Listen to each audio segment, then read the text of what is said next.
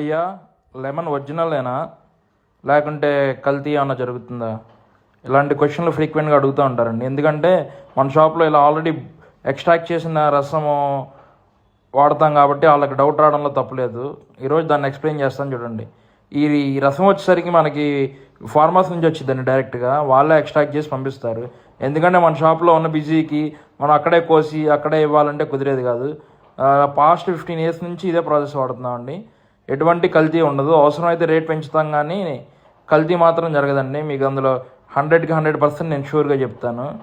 So మీరు ఇటువంటి doubt పెట్టుకోవాల్సిన అవసరం లేదు. అలాగే సుగంధ బాటిల్స్, లిక్విడ్స్ రీటైల్గా కావాలని, హోల్సేల్గా కావాలని అడుగుతున్నారు చాలామంది. దాన్ని గురించి నెక్స్ట్ వీడియోలో చెప్తాను మొత్తం. దానికోసం ఫాలో చేసి పెట్టుకోండి.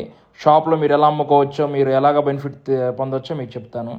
మన షాప్ అడ్రస్ వచ్చేసరికి పాత మంగళి, హుస్సేన్ కట్ట, ఓల్డ్ మంగళి.